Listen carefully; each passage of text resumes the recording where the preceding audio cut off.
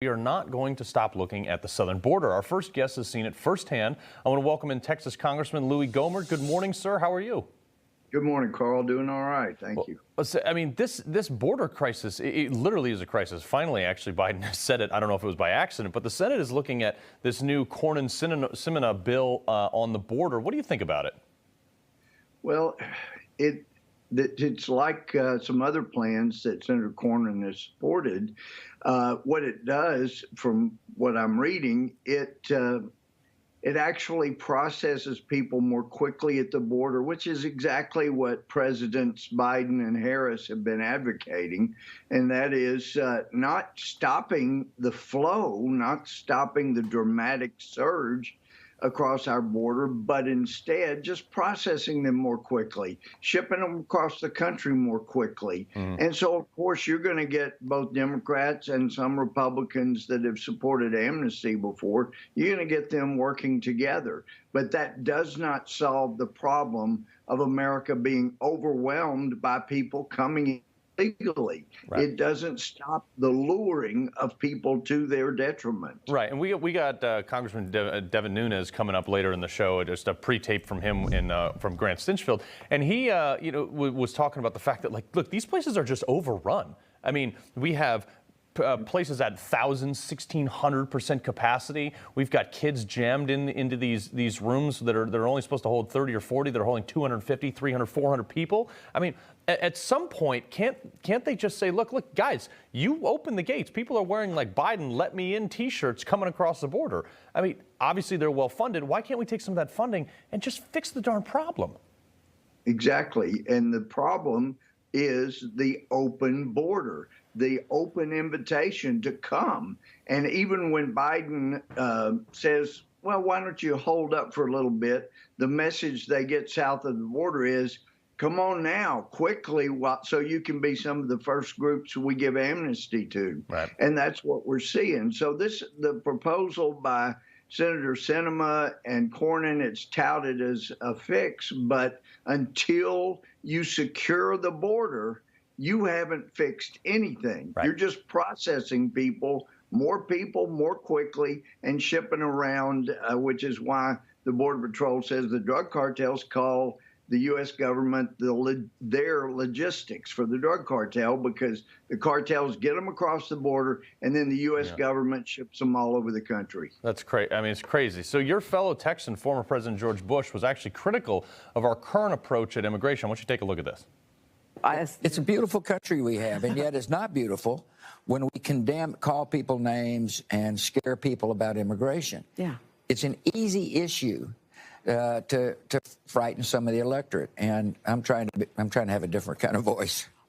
I mean, what do you make of this? He's gone back and forth. Obviously, Trump was hardline. He was not pro-Trump. I think he's kind of waned on his conservative principles in his age. I used to have a lot of respect for the man. What do you think? Well, I've always liked President Bush, and he has a great intellectual capacity, unlike what some people said.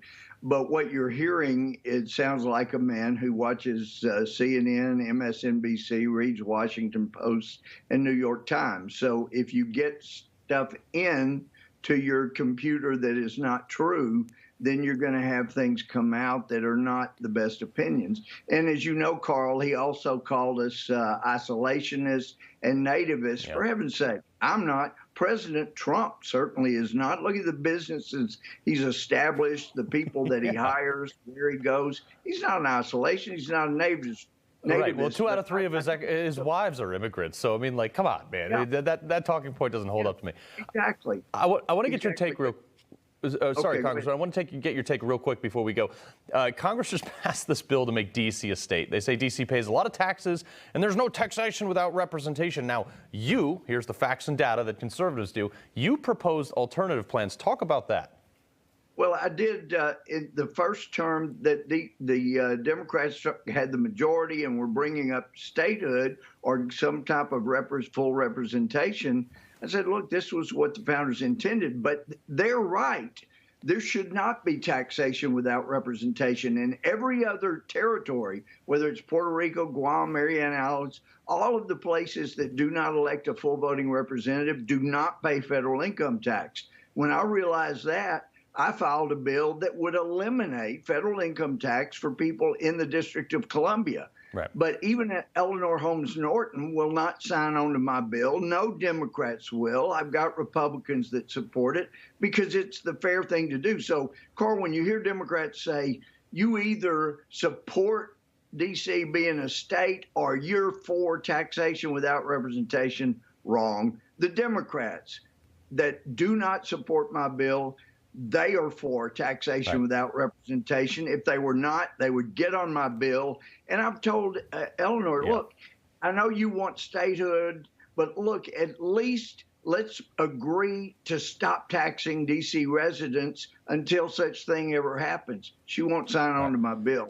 So the Democrats are the ones supporting taxation without representation, not Republicans. It's Democrats. It's the true conservative liberal ideology. You, sir, are a true conservative. You want to cut government. You want to stop taxing people and give them what they're owed. And the Democrats want to expand government and continue to tax people. So, Texas Congressman Louie Gohmert, we appreciate you joining us, as always. Great, Carl. Thank you. Good to be with you. All right. Hey, I'm Rob Finnerty. Thanks for watching. If you enjoyed this video, please join the conversation in the comments below. Don't forget to subscribe, too. Hit the bell icon to be alerted to breaking news. And remember, there's a whole lot more on Newsmax TV, America's fastest growing cable news network. Newsmax TV, we're real news for real people.